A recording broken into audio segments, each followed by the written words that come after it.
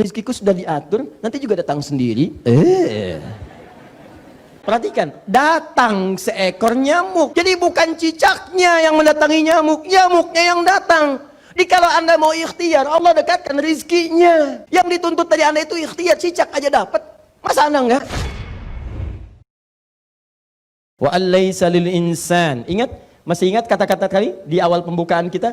Kalau disebutkan kata-kata insan terkait dengan apa? Aktivitas. Nah, maka kalau Anda disebutkan insan, Anda dituntut beraktivitas.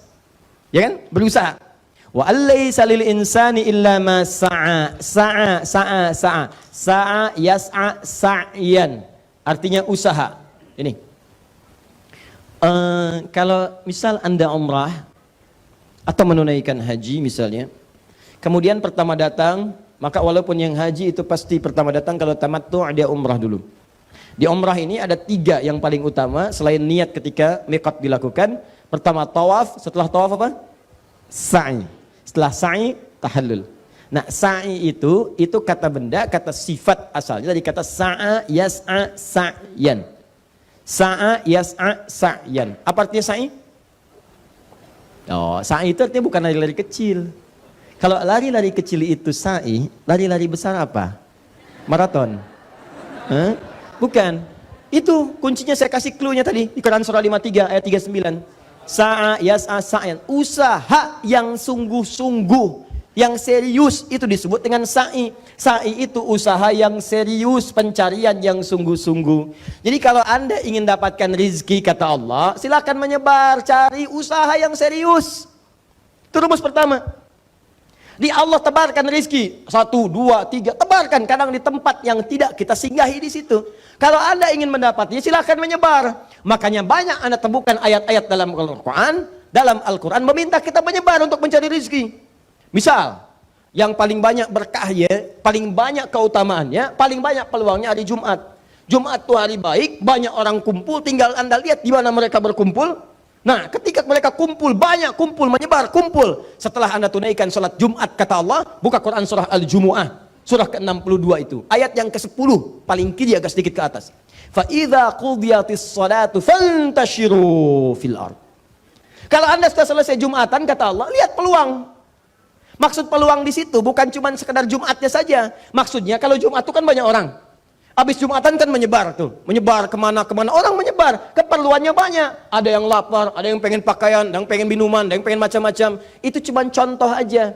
Dalam bahasa Quran itu dzikrul ba'di yuradu bihil kullu. Dalam kaidah bahasa Indonesia sinekdok pas prototo. Disebutkan sebagian yang dimaksud keseluruhan. Lawannya sinekdok totem pro parte. Disebutkan keseluruhan yang dimaksud sebagian. Jumat itu cuma contoh. Maksudnya nyebar nih. Kalau Anda temukan banyak peluang di situ untuk mencari rezeki, datangi, sebar, cari, dapatkan peluangnya. Jangan diam. Rezekiku sudah diatur, nanti juga datang sendiri. Nih, saking adilnya Allah. Semua diberi perangkat untuk mendapatkan rezekinya. Anda bergerak, rezeki datang. Tahu cicak? Iman? Cicak. Cicak itu apa makanannya? Nyamuk. 1, cicak. Makanannya nyamuk. Lihat bagaimana Allah adil sekali. Cicak, rezeki makanannya nyamuk. Cicak bagaimana aktivitasnya? Merayap. Nyamuk bagaimana? Terbang. Pertanyaan saya, cicak punya sayap gak? Tidak. Kalau kita nalar pakai akal, nggak ketemu nih. Yang mau makan merayap, yang punya makanan punya sayap. Itu kalau nyamuknya punya sifat jenius, jadi mainan cicak. Cak, lain makan. Susah. Tapi dengan izin Allah, binatang nggak dikasih akal. Binatang tidak diberi akal, cuma terbang aja dia. Yang ini dia tahu kalau saya ikhtiar Allah pasti kasih. Orang tua kita tuh nggak banyak dalil, cuma disusun jadi bait-bait ketemu. Cicak diam. Perhatikan, cuman diam dia merayap. Diam tenang. Datang seekor, ketika dia memutuskan untuk berikhtiar merayap walaupun cuman diam, perhatikan, bukan cicak yang mendatangi nyamuk, nyamuk yang mendatangi cicak. Saya ulang, cicak diam, Perhatikan, datang seekor nyamuk. Jadi bukan cicaknya yang mendatangi nyamuk, nyamuknya yang datang. Jadi kalau Anda mau ikhtiar, Allah dekatkan rizkinya. Yang dituntut dari Anda itu ikhtiar, cicak aja dapat. Masa Anda enggak? Cicak enggak punya akal, rizkinya bisa dapat. Masa Anda yang punya akal enggak dipakai untuk mendapatkan rizki? Anda bergerak, rizki datang. Cicak merayap cuman diam-diam, datang seekor nyamuk. Selanjutnya, silahkan. Tuh. Jadi ini yang pertama nih. Jadi yang pertama, Anda nggak usah khawatir nggak kebagian rizki. Anda berikhtiar, Anda dapat. Dan dahsyatnya, ini yang mau saya sampaikan. Dahsyatnya, kenapa Allah mewajibkan kita berikhtiar untuk mendapatkannya? Karena setiap ikhtiar itu pasti akan bersanding dengan ujian. Sedangkan rebus ujian bersanding dengan pahala. Sebetulnya mudah bagi Allah menyampaikan pada Anda, nih makan. Cuman ketika Anda dapat, Anda nggak dapat pahala dari kesabaran Anda. Kapan kita tahu kita sabar kalau nggak diuji dengan proses? Kapan Anda bisa berkembang jadi lebih kreatif? Muncul ini, teori itu, teori marketing, teori ini. Teori macam-macam. Bagaimana bisa berkembang kalau nggak diberikan proses? Itu hikmahnya. Bukankah dalam setiap titian itu ada doa? Dibuat sedikit susah, sedikit mudah bagi Allah memudahkan Anda dapat. Coba dibuat berliku begini supaya malam Anda tahajud. Hei fulan, kamu ini kemana aja? Aku harus paksa begini supaya kamu datang di malam hari. Udah siang-siangnya bebas berkeliaran, malamnya tidur enak, sampai turun surah Al-Muzammil. Apa artinya Al-Muzammil? Orang yang berselimut. Apa artinya Al-Mudaththir? Orang yang berselimut. Jadi kalau sama-sama berselimut, kenapa nama suratnya beda? Dithar, Mudaththir, berselimut, itu yang dimaksud selimut yang melindungi dari sesuatu hal yang mengancam. Jadi kalau Anda merasa terancam atau tidak nyaman, Anda gunakan selimut untuk bersembunyi. Ya, itu disebut dengan dithar. Orang yang disebut dengan Mudaththir. Kenapa suratnya disebut dengan Al-Mudaththir? Buka di Al-Bukhari. Dari 97 pembahasan kitab, buka kitab yang pertama, Kitabul Iman. Nomor hadis 4-5 dari sahabat Jabir bin Abdullah radhiyallahu taala anhu. Itu kisahnya kan saat Nabi naik ke Gua Hira, ke Jabal Nur. Ya sekitar 6 kilo dari rumah Nabi. Sampai ke atas setelah peristiwa Iqra. Sudah turun wahyu pertama dan selanjutnya itu naik ke atas tidak turun wahyu siang-siang. Maka bakal beliau habis turun lagi ke bawah. Di pertengahan itulah kemudian di tengah-tengah siang-siang ada panggilan. Ya Muhammad, ya Muhammad. Nengok ke kanan kiri tidak terlihat nampak sosok makhluk. Ke depan tidak ada, ke belakang tidak nampak. Nengok ke atas, kata Nabi ada sosok makhluk duduk. Kana yaqudu bainal ardi was sama. Dia seakan-akan duduk antara langit dengan bumi. Sedangkan Nabi belum pernah melihat malaikat Jibril dalam rupa aslinya. Waktu peristiwa Iqra itu menyamar jadi laki-laki, didekap sampai kemudian mudah diterima. Itu wujud aslinya belum kelihatan. Seperti duduk begini antara langit dengan bumi. Contoh ginilah, Bapak nama siapa? Enjat. Pak Enjat tiba-tiba itikaf di sini. Sampai siang jam 2. Udah nggak ada orang. Begitu keluar dari sini Pak sampai depan. Enjat. Nengok kanan kiri nggak ada orang, depan belakang kosong. Begitu ke atas terlihat Allah, nampak sosok makhluk, jubah putih, rambut kemudian agak panjang. Ngelihat Enjat. Pertanyaan saya, respon Bapak bagaimana? Hah? Enjat. Apa? Mustahil. Kata Nabi fara'ibtu minhu. Saya merasa takut sampai bulu kuduk saya naik, tapi saya bisa mengelak. Saya tinggalkan tempat itu dengan bersegera. Pulang ke rumah. Begitu sampai rumah ucapan Assalamualaikum, disambut dibuka pintu oleh Sayyidah Khadijah tercinta. Waalaikumsalam. Begitu dilihat, Masya Allah, memandang wajah Sayyidah Khadijah, tenang hatinya. Dibawa, genggam tangannya. Kata Nabi, zammiluni, selimuti saya. Selimuti saya. Begitu diselimuti keluar kata-kata yang indah dari lisan Sayyidah Khadijah. Maka nampak semua ketenangan. Demikian tipikal istri salihah. Jadi kalau suami sedang tidak tenang di luar rumah, ibu tenangkan di rumah. Jangan suami nggak tenang di luar rumah, ibu kasih bencana di rumah.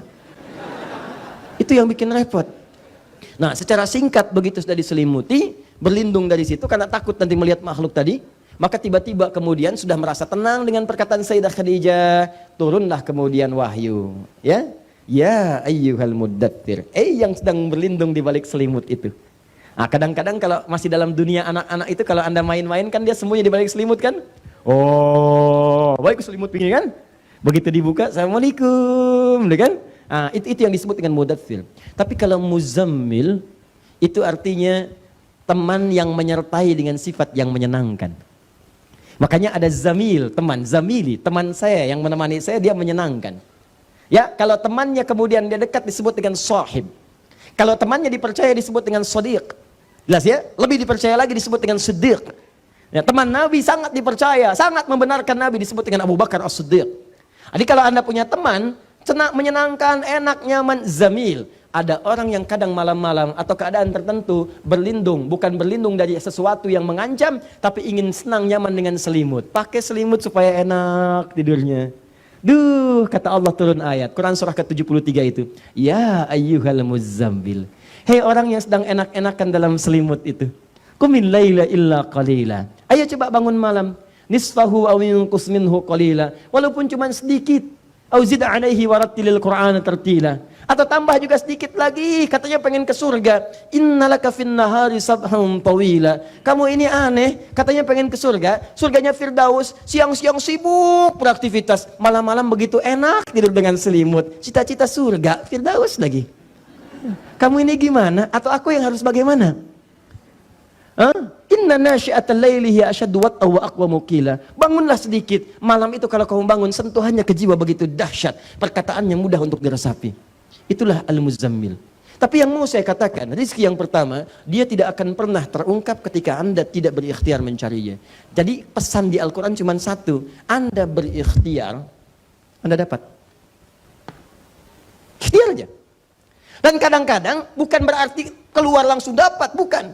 Ada proses. Kalau cuma kelihat capek sekali, jangan menyerah, tempuh serius lagi, bikin rencana lagi, bikin pemetaan lagi, bikin target lagi. Ini yang saya lakukan, ini peluangnya, ini targetnya, jangka panjang, jangka menengah, jangka pendek, jangka saku, buat semua, tuh terukur. Itulah kenapa disebut dengan sa'a, sifatnya disebut dengan sa'i, sa'i. Kenapa orang sa'i disebut dengan sa'i, tempatnya antara Safa dengan Marwah? Karena di tempat itu pernah ada seorang ibu yang berjuang, berusaha dengan serius untuk mencari rizki bagi anaknya. Bukan dari kecil asalnya. Ingin menunjukkan ada seorang ibu yang sangat serius. Karena perintah Allah, diminta untuk tinggal di situ. Diantarkan oleh suaminya, ini perintah Allah. Sepanjang perintah Allah, perhatikan keyakinannya.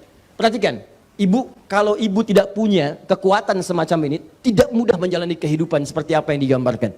Ini Nabi Ibrahim diminta oleh Allah, begitu lahir Ismail alaihissalam, ya kata Allah langsung difirmankan, kamu antarkan anak dan ibunya itu ke satu tempat, tinggalkan di situ. Kamu balik lagi. Tempat itu dilukiskan di Quran surah ke-14 dengan namanya alaihissalam, Ibrahim alaihissalam, ayat 37. Rabbana inni askantu. Ya Allah, engkau perintahkan saya sekarang ya Rabb, untuk menempatkan, saya tempatkan sebagian dari keturunan saya. Di mana? Biwadin ghairi dzi zar'in 'inda baitikal muharram. Ya Allah, tempatnya bukan tempat biasa, di tempat lembah, Bu. Yang gersang, yang air tak nampak. Tiba-tiba diantarkan dan disuruh ditinggalkan. Tapi sebelum berbalik, bertanya istrinya, ahadza min amrillah, apakah ini perintah Allah? Iya, kata Ibrahim. Sepanjang perintah Allah, kami tentu tidak akan disia-siakan. Tidak mudah. Ini kisah akan nampak dalam kehidupan rumah tangga. Ibu mungkin ditinggal suami tugas kemana, cukup panjang sifatnya. Ini bawa oleh ibu prinsip ini. Kalau Anda tidak mendapatkan prinsip ini, setan akan mempermainkan Anda dalam kehidupan. Apalagi di rumah tangga ada setan khusus yang bertugas memecah belah kehidupan rumah tangga. Disebutkan di Quran surah kedua ayat 102. Yufarriquna bihi bainal mar'i waz-zawji. Tugas dia memecah belah kehidupan rumah tangga, khususnya suami dengan istri. Apa yang dilakukan? Begitu Ismail menangis, Allah menetapkan tidak keluar ASI dari ibundanya. Apa yang dilakukan oleh ibundanya? Bukan mengeluh. Coba silakan cek, tidak pernah terdeteksi dalam kitab-kitab tarikh sejarah. Sayyidah Hajar mengatakan, ya Allah, kenapa engkau perlakukan saya begini? Ya Allah, kenapa begini? Ya Allah, kapan ini berakhir? Tidak. Sepanjang ini ketentuan Allah, saya terima, Allah tidak akan pernah sia-siakan saya. Disimpan anaknya dalam keadaan haus, bergerak-gerak, tangan bergerak, kaki bergerak, nendang ke tanah tidak keluar, nendang ini tidak keluar, gerak tidak keluar. Maka ibunya yang berusaha dengan serius, dipakai prinsip pertama, kalau saya bergerak, pasti Allah berikan rezeki. Dan ketika itu beliau bergerak naik ke bukit dengan pikiran yang sangat positif, dihilangkan semua pikiran negatifnya, positif semuanya. Semua yang disaring untuk menghilangkan yang kotor, masuk yang bersih, itu bahasa Arab disebut dengan tasfiyah. Tasfiyah. Hasilnya disebut dengan safa. Orangnya disebut dengan sufi. Ya, perempuannya disebut dengan Sofia. Orang yang mampu menyaring sesuatu yang kotor sehingga menghasilkan yang baik-baik. Maka naik dia ke atas bukit itu dengan perasaan-perasaan yang positif semuanya. Positive thinking kepada Allah. Tidak pernah berpikir yang negatif. Dia nggak pernah berpikir kenapa Allah jadikan saya begini. Kenapa begini, kenapa sulit. Tidak ada. Ketika Anda berpikir positif untuk mencari sesuatu, maka Allah akan naikkan Anda ke tempat yang tinggi untuk mendapatkan kenikmatan rezeki darinya. Itulah kenapa sampai sekarang diabadikan dengan nama Bukit Sofa. Karena di tempat itu pernah ada orang yang punya pikiran sofa, bersih, bening pikirannya dengan Allah, walaupun dalam kesulitan yang nyata. Saya tanya pada Anda, berapa kali Anda berpositif thinking kepada Allah ketika Anda diuji dengan kesulitan yang tidak lebih parah dibandingkan dengan Ibunda Hajar alaihissalam? Berapa kali Anda mengeluh? Berapa kali Anda menyalahkan Allah? Berapa kali Anda saling menyalahkan di rumah tangga? Istri nyalahkan suami, kamu nih yang gak benar mencari rezeki. Hah? Kamu yang kurang sabar, dua-duanya yang salah. Kenapa tidak saling mendukung? Kenapa nggak saling menguatkan seperti Ibrahim menguatkan Hajar?